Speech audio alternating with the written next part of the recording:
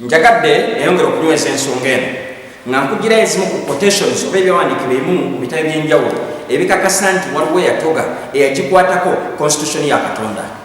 Kuno si kuwaayiriza, si kujolonga, si kuvumirira ddiini, wabula bo bennyini nga bakakasa.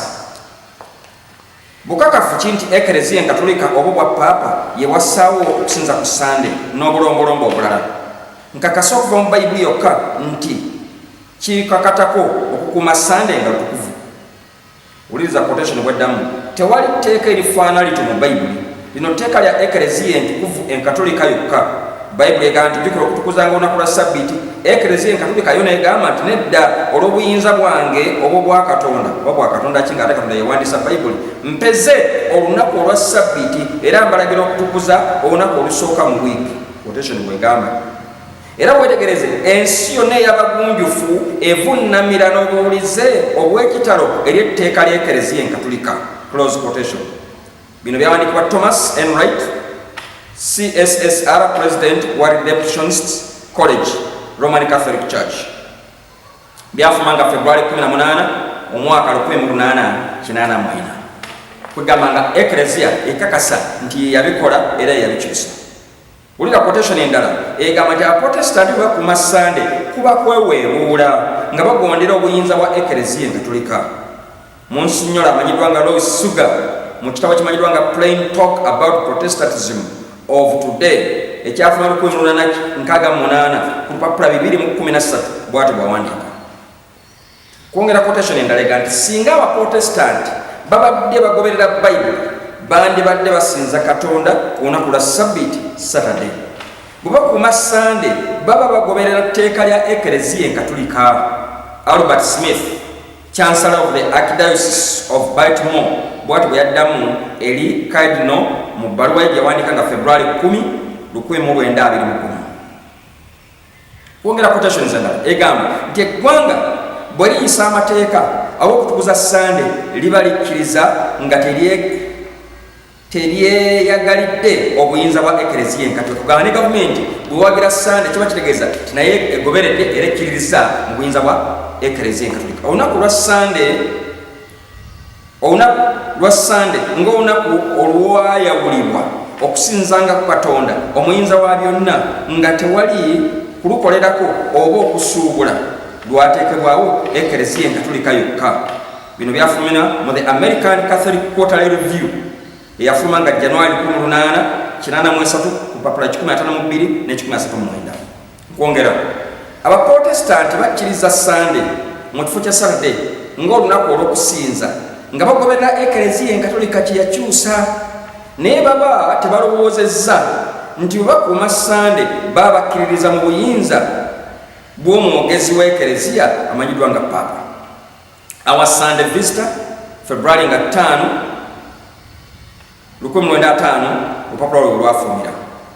Kwongera quotation endala kigwanye okujjukiza abalokole nga ba Presbyterian, Baptist, Methodist n'Abakristaayo abalala nti Bayibuli terina we bawagirira okutukuza Sande. Sande yateekebwawo Eklezia Enkatolika ey'e Rumi. Era abagikuuma baba bagondera tteeka lya Eklezia Enkatolika, kitegeeza tebaba tebagondera etteeka lya Katonda kati salawo olwaleero oba ogoberera tteeka lya Eklezia Enkatolika oba ogoberera tteeka lya Katonda. Bino byawandiikibwa priest amanyiddwa nga Brandy bwe yali ng'ayogera era n'alipootingibwa Elizabeth N. News mu March nga 18, 1903. Kwongera quotation endala ega nti akabonero ak'obuyinza kano kabonero naawe the sign, the symbol, the seal, akabonero ak'obuyinza bwa Eklezia Enkatolika mu nsi kwe kukuuma Sande. Akabonero kano kalombolombo akatali mu Bayibuli kaatandikibwa mu Rumi, era bwe tussaamu ekitiibwa akalombolombo kano aka Sande tuba tuwa kitiibwa eri obwa Paapa. Sande ekontanira ddala n'etteeka eryokuna erigamba nti tutula olunaku lwa Ssabbiiti okutukuzanga. Ennaku omukaaga okolanga emirimu gyo gyonna, naye olunaku olw'omusanvu ye Ssabbiiti ne Mukama Katonda. Olunaku otolukolanga emirimu gyo gyonna newankubadde wekka, newankubadde omwana w'omulenzi, newankubadde muwalawo, newankubadde omudduwo, newankubadde omuzaanawo, newankubadde ebisolo byo, newankubadde munaggwa ng'ali omu. Kubanga mu nnaku omukaaga Mukama Katonda mwe yakolera eggulu n'ensi, ennyanja n'ebintu byonna, n'awumulira ku lunaku olw'omusanvu. kiyava aliwo omukisa olunaku lwa sabbiiti n'alutukuza. Kitegeeza okukwata Sande oba tusukumye lunaku lwa musanvu oba okumya lunaku lusooka olwateekebwawo ekereziya ekyagamba. Quotation endalaga nti obwa paapa butukakasiza ddala akabonero kaabwo kye kali. Wulira quotation egamba tewali kubuusabuusa ekereziya enkatulika ekkiriza nti ye yakyusa sabbiiti okugijja ku Saturday okugiza ku Sande. Okukyusa kuno ke kabonero k'obuyinza bwayo n'obw'obukulembeze n'eddiini. Bino byandikibwa C.F. Thomas, Chancellor of the Cardinal Gibbons. Kwongera quotation ndalaga nti Sande kabonero kaffe ak'obuyinza. Ekereziya esukumye ku Bible, can you imagine? Ekereziya esukumye ne ku Bible era ekikakasa kye kino okukyusa kwe yakola. Yakyusa ki sabbiiti nejja ku lunaku lw'omusanvu nejjuza ku lunaku lwa Sande ku lunaku lusooka. Bino bisangibwa mu Catholic Record eyafulumanga September 1923 mu Ontario. Okyayinza n'okusoma ebitabo ebirala bingi ebiyinza okwongera okunyweza. Gamba nga katikisimu ennyinnyole ku lupapula olw'42. Sunday Times olupapula lw'amawulire olwafuluma mu Bungereza olwafulumanga 5/1998. Waliwo olupapula lwafumiranga no mu Uganda lwajjanga Crusader. Olupapula lwali lw'amawulire ano mu Uganda lwafulumanga ennaku z'omwezi 5 mwezi ogw'omwenda 1998 nawo lwayongera okukakasa ensonga eyo ku lupapula olwa-16. Ekereziya enkatulika oba buyita obwa paapa tebukwatibwa nsonyi okukakasa obuvoozi bwabwo n'okukyusa ekigambo kya Katonda n'okuweddiza ekifo kya Katonda oba ekiyite ekya Yesu Kristo bwe baakyusa sabbiiti ya Katonda naye nga Danyeri yali yalagula. Ayina okutu awulire era ategere omwoyo kyagamba ekkanisa. Mukwano gwange mpuliriza gwantunuulidde bino ebigambo si byakuvoola n'ebyo ebigambo ebigezaako kuzuukusa osobole okuba nga okomawo eri ekigambo kya Katonda. Njagala kunzika Qur'ani eyogera ki ku nsonga ya sabbiiti n'okukyusa kwayo. Mu Qur'ani eyo nasoma nnyo Qur'ani eno naddala y'Abahamadiya. Bw'obanga ogenze mu surati ey'okubiri aya ey'enkaaga-mu-7 egamba era ddala mwamanya eryafa kwabo abeesukkulumya mu mmwe ku kiragiro kya sabbiiti. Beesukkulumya batya? Kale ne tubagamba nti mufuuke enkima ennyong'oofu.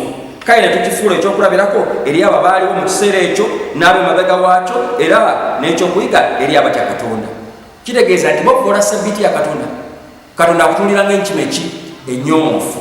Qur'ani yebyogedde. Soma surati ey'okuna aya 15 buli ekyegamba nti ne tugulumiza olusozi waggulu waabwe era ne tulagala nabo era ne tubagamba nti muyingire mu mulyango n'obuwulize era ne tubagamba nti temujeemeranga bya sabbiiti era ne tubajjako endagaano enkakafu. Bw'ojeemera sabbiiti oba wejje mu ndagaano ya Katonda kubanga endagaano ya Katonda limuna okuwandiika amateeka nga ne sabbiiti mweri ku mitima gyaffe.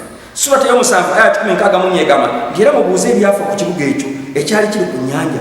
Awo bavoola sabbiiti batya ng'ebyannyanja byabwe bibajjidde ku lunaku lwa sabbiiti yaabwe era ne birabika ne kungulu ku mazzi so nga ku lunaku lwe lutaabanga lwa sabbiiti tebyabajjiranga. Bwe tutyo nno twabagezesa kubanga baali bajeemu tugalina kwendala ngo baalinga bavuba ng'ebyennyanja tebabiraba naye Mukama yabagala bagezese ku lunaku lwa sabbiiti bwe byennyanja baba bagenda mu kusinza basanga bitereeza ku mazzi ne bagamba nti omugezi ebyokusinza abivaako ne tukwata ebyennyanja ne bavoola sabbiiti. Mukama yali abagezesa.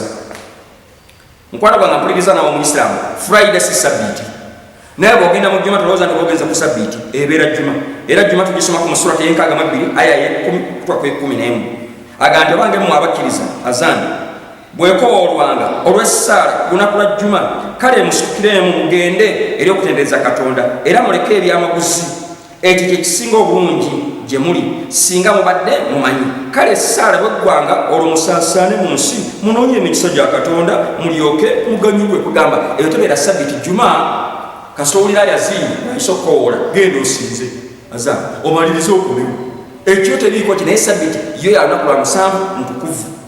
Wuliriza akantu kakano kenjagala nkugireyo mu surati e16 aya 15 aga nti mazima ekibonezo kya sabbiiti kyateekebwa kwabo bokka oba naawe okyagala gw'omanyi.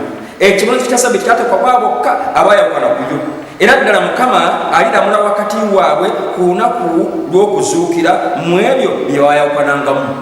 Kati oba naawe oyagala kibonerezo yawukana ku gya sabbiiti okwate eyabakaputi oba okwate endala yonna. Sabbiiti ya Katonda ekyanywereddewo Katonda nga bwali omulamu agenda newankubadde nyukuteemu newankubadde akaki tekavanga muki mu Bayibuli. Mu tafusiiri ye footnotes obugambo obunyonyola mu Qur'an ku lupapula 311 page 311 agamba nti obukristaayo obuliwo kati bugoberera enzikiriza y'abakafiri ab'edda. Enzikiriza y'abatakkiriza ab'edda abaasinzanga enjuba yakopebwa, gamba nti kitalo bali abaasinzanga enjuba, neefuulibwa enzikiriza y'abakristaayo eriwo kati, era n'ensinza yaabwe y'emu yeeyo abakristaayo abamu kati gye bakozesa. Wongera quotation njijja mu Qur'an ya Muhammadiya ku lupapula 312 egamba etya, naye beekangabiriza bwekangabiriza kubanga bonna bamanyi nti eddiini ya Mithra katonda njuba ye yasooka ey'abakristaayo, kale ate bakoppa batya enzikiriza yaabwe? Wabula abakristaayo be bakoppa enzikiriza y'abakafiiri ne bakyusa n'olunaku lwa Sabbiiti ne balujja ku Saturday ne balufuula Sunday olunaku lwa katonda njuba. Olaba kati oba naawe oyagala genda mu bya kikafiiri, genda mu maaso biri byali bya kafiiri abaasinzanga enjuba. Ku lupapula 313 ayongera quotation, mwagala nnyo ono. Ate n'abakulembeze kitalo nnyo nti ate n'abakulembeze balemeddwa okutegeeza abantu baabwe nti olunaku luno twaluteekawo okusikiriza bakafiiri kuyingira mu ddiini yaffe, okujjako mpozi aba Seventh Day Adventist bo balugaanira ddala era bakimanyi era bakitegeeza n'abagoberezi baabwe, era bona Sabbiiti bakota ya lunaku lwa Saturday so si Sunday. Gamba nti haleluya. Katonda yali mu Seventh Day kitegeeza yakuma lunaku lwa musanvu. Yesu yali mu Seventh Day yakuma lunaku lwa musanvu. Seventh Day tekiyitanga fene, wala bakiyita mu Seventh Day. Mu Seventh Day, seventh ne wunyo omuntu ajanaga nti kazi mu aba Seventh Day musaba lwa muntu agaluga nti omwe nasala yagwa Lungereza lwe yagwa kubala kwatamanyi. Seventh Day kitegeeza basinza ku lunaku lwakumeka lwa musanvu. Katonda yatongoza lunaku lwakumeka lwa musanvu. Yesu yatongoza lwakumeka lwa musanvu. Naawe lwetaaga okutambulira va ku y'ebikafiri b'ekirumi ebya Mithra katonda njuba, naye okujjako aba Seventh Day bo bakwata lunaku lwa Saturday so si Sunday. Ulinza ayongera n'agamba nti baakyusa n'olunaku lwa Sabbiiti Saturday ne balufuula Sunday ne beefuula bakatonda, so nga nabo bamanyi nti Sabbiiti luba lunaku lwa Saturday. Qur'ani yebyogera ebyo. Gamba ne Mukama waffe yeebazibwe. Lwaki bwe kakati mukwano gwange tokkiriza okutambulira mu mazima? Lwaki tokkiriza okuteekebwa akatonda ka Katonda nga Sabbiiti entukuvu? Lwaki tokkiriza olwaleero okusalawo okugoberera Katonda? Omusajja Yoswa yagamba nti mulonderero bwe munaaweereza, oba munaaweereza bakatonda bammwe, oba naagoberera biri ebyobukafiiri, mulondewo olwaleero. Naye nze n'ennyumba yange tunaasinza Katonda, tunaakumanga Sabbiiti ey'amazima. Naye bw'obanga bw'ogamba nsaba oyimirire. Njagala kusaba naawe bw'ogamba nti baba babikyusa mbikoye nkoye obulimba, senguka misana vaayo mu bulimba, akanyira ako nkagala nnyo kakusomere, kubanga oyinza okuba nga oli mu kusaaga naye nga tomanyi nti ogenda kuzikirira. Ezeekeri 4:12 njagala maliriza nayo. Mukama ng'akuyita vaayo mu bukafiiri, vaayo mu bulimba, bakugesa ekimala, bakulimba ekimala. Era ekigambo kya Mukama nekiyizikira nga kyogera nti omwana w'omuntu obeera wakati mu nnyumba eyo enjeemu, abalina amaaso ag'okulaba naye nga tebalaba, abalina amatu ag'okuwulira naye nga tebawulira, kubanga nnyumba njeemu. Obadde mu kkanisa eyo, mu nzikiriza eyo, bakugese, bakulimbye, bakufeze ekimala, naye ate ggwe olyagala. Kale ggwe omwana w'omuntu weetegekere ebintu bye ebyobuwaŋŋanguse, osenguke misana nga bakola ki? Nga balaba. Senguka, njagala kusanga omwagala ntunuulidde. Senguka, va mu bulimba, va mu bukafiiri, va mu bya Sunday, va mu by'okuyirwako. Nakuyigiriza okubatiza kwa kunnyika, olina kunnyikibwa mu mazzi. Bebe abikyusawo ebyo ne batya okubatiza kuno okw'ekikungu, busimanyi omuntu mweya ku mazzi, netumunyika mu mazzi, babatiza obwana obuto. Ebyo byonna it's this church yevunaanyizibwa kukyusaamu, yezanyira mu bintu bya Katonda. Naye gwe olwaleero mwagala mpuliriza ntunuulidde, bw'obanga amazima gano gategedde, senguka misana. Kera muntu na musalaba yake. Va mu byogoberera kubanga eddiini y'ekitiibwa erimu abantu abangi. Kamutegeeze mulembe gwa Nuuwa abazikira be baali abangi. Sodoma ne Gomora beera babiwako omuliro. Bw'obanga nawe oyagala kuzikira, lebeerayo mu bukafiiri bw'Eroma, lebeera mu bukafiiri obw'obyo bya Sunday. Komawo eby'Omukama, komawo otambule ng'ekigambo kya Katonda bwe kiri. Bw'obanga gy'oli, njagala kusaba munaawe Mukama akulongoosa. Katonda waffe mwagala nkwebaza olw'omusajja oyo n'omukazi awudde ebigambo bino. Nsaba bimulumirize, asalewo olwaleero akole ng'ekigambo kino kiri, kubanga omuli omukisa. Balina omukisa, ekisinga bonna balina omukisa. Awulira ekigambo kino bakola nga bwe kyogera. Mukama omuddu oyo muwandika ku kirabo kye ky'okulamu. Kasemuke misana ng'ensi eraba, kasalewo abatizibwe nga nyitibwa mu mazzi nga Yesu bwe yabatizibwa, kasalewo olwali akomesa Sabbiiti y'amazima, atambule nga bw'oyagala. Ekisa kyo n'okwagala n'omukisa byengera okubeeramu naye, era omuwanguze ave mu bulimba, atambulire mu mazima go obwa Yesu Kristo Mukama waffe. Amiina. Mukama asaba akumpeera omukisa. Sigadde n'okyali kasumba omuweerezaawo. Weeyongera okubeeramu nange mu by'okuyiga, tukyayiga. Mukama akuwa amaanyi omalirire. Jangu kuba ku namba yange baweereza message, nja kukola enteekateeka obatizibwe, nja kukola enteekateeka otandike okusinza mu kusinza okw'amazima, kwezera ebyokuyiga osinzira ku Sabbiiti. Mukama akuwa omukisa. Essimu yange eri 0774 433 15. Oyinza okukozesa WhatsApp 0759 527 177 mukama akuwa amaanyi era akuwanguze beera bulungi. Bye bye.